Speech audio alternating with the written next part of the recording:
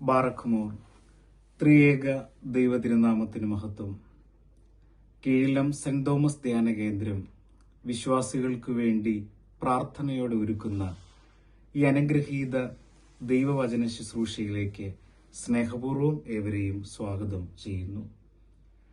പരിശുദ്ധ സുറിയാനി സഭയെ സംബന്ധിച്ചിടത്തോളം ഏറ്റവും ശ്രേഷ്ഠമായ ഒരു ദിനമാണ്. കൂദോശീത്തോ എന്ന പേരിൽ സഭയുടെ ശുദ്ധീകരണത്തിന്റെ ഒരു അനുഗ്രഹിക്കപ്പെട്ട ദിനം.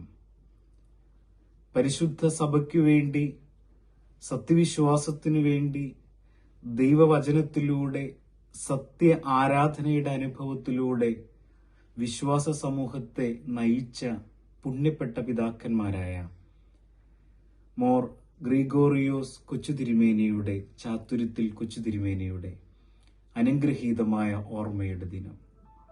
പുണ്യശ്ലോകനായ ശ്രേഷ്ഠ കാതോലിക്ക ആബൂൻ മോർ ബസേലിയോസ് തോമസ് പ്രഥമൻ ബാവായുടെ ദുഃഖറോനോയുടെ ഒന്നാം ദുഃഖറോനോയുടെയും അനുഗ്രഹിക്കപ്പെട്ട ദിനങ്ങളായിരുന്നു.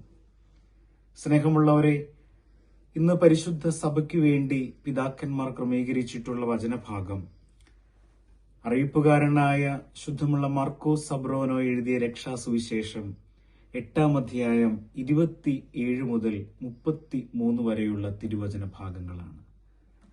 ഫിലിപ്പോസിന്റെ കൈസറിയ പ്രദേശത്ത് വെച്ച് കർത്താവ് തന്റെ ശിഷ്യന്മാരോട് ചോദിക്കുന്നുണ്ട്, ഈ ജനം എന്നെ ആര് എന്ന് പറയുന്നു? അവർ കൊടുക്കുന്ന മറുപടി തുടർന്ന് പത്രോസ്ലീഹ കൊടുക്കുന്ന ആ ശ്രേഷ്ഠമായ മറുപടിയുമാണ് ഇന്നത്തെ പരിശുദ്ധ വചനഭാഗത്തിന്റെ ഇതിവൃത്തമായിട്ട് വരുന്നത്. പ്രിയപ്പെട്ടവരെ, വായിച്ച ഒരു സാക്ഷ്യം നിങ്ങളുമായിട്ട് പങ്കുവെക്കട്ടെ.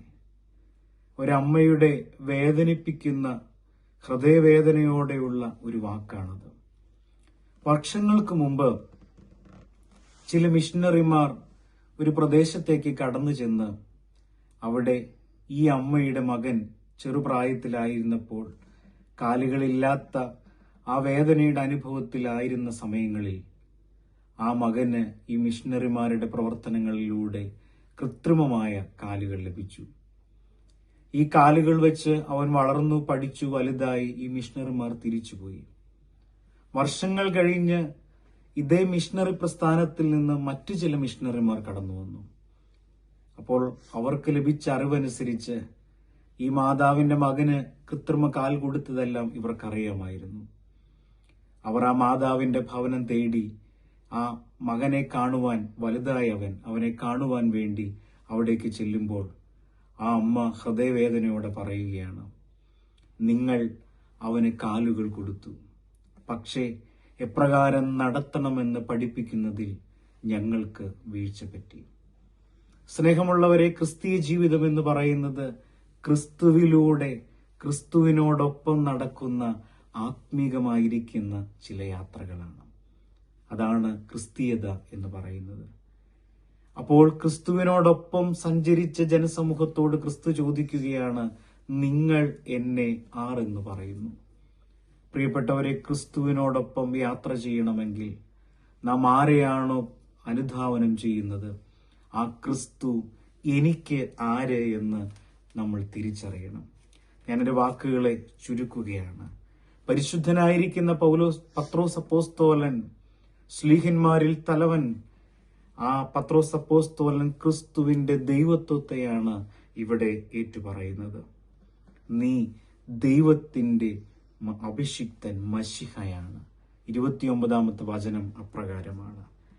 പ്രിയപ്പെട്ടവരെ, അലക്സാന്ദ്രിയയിലെ മോർ കൂറിലോസ് എന്ന സുറിയാനി സഭാപിതാവ് ഓർമ്മപ്പെടുത്തുന്നുണ്ട്, അവിടുന്ന് എല്ലാ മനുഷ്യരുടെയും രക്ഷകനാണെന്നാണ് പരിശുദ്ധനായ പത്രോസ്ലീഹ വെളിപ്പെടുത്തിയതെന്ന്.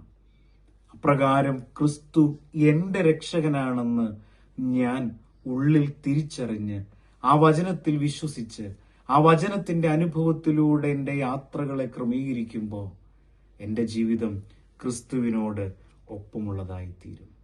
സ്നേഹമുള്ളവരെ, പരിശുദ്ധനായിരിക്കുന്ന പത്രോസ്ലീഹായുടെ ആ വചനത്തിലൂടെ പരിശുദ്ധ സഭയുടെ അടിസ്ഥാനങ്ങൾ സ്ഥാപിക്കപ്പെടുകയാണ്. ഒറിഗൺ എന്ന സഭാപിതാവും ഓർമ്മപ്പെടുത്തുന്നുണ്ട്, പത്രോസിന് ലഭിച്ച ഈ അറിവ് അത് വചനത്തിലൂടെ ഓർമ്മപ്പെടുത്തുന്നുണ്ട്. മത്തായിയുടെ സുവിശേഷം 16-ാം അധ്യായം 17-ാമത്തെ വചനം, ജഡരക്തങ്ങളല്ല സ്വർഗസ്ഥനായ പിതാവ് അത്രേ അത് വെളിപ്പെടുത്തിയത്. പ്രിയപ്പെട്ടവരെ, അത് ദൈവത്തിന്റെ ദാനമാണ്. ഈ ദാനത്തെ ലഭിക്കുന്നത് നമുക്ക് എങ്ങനെയാണ്?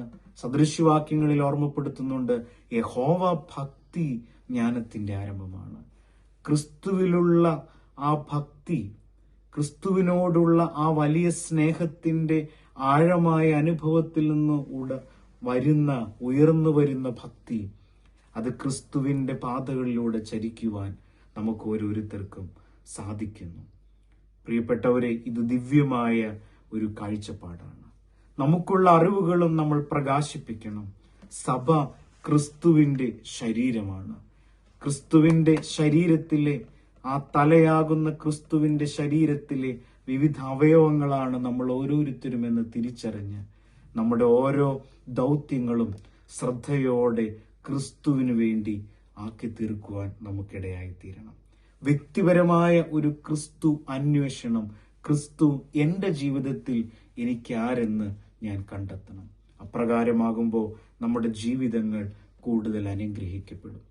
അപ്രകാരമുള്ള അനുഭവത്തിലൂടെ വളർന്ന 2 സഭാപിതാക്കന്മാരായിരുന്നു മോർ ഗ്രിഗോറിയോസ് കൊച്ചുതിരുമേനി, ചാത്തുരുത്തിൽ കൊച്ചുതിരുമേനി, പുണ്യശ്ലോകനായ ബസേലിയോസ് തോമസ് പ്രഥമൻ ബാവായും.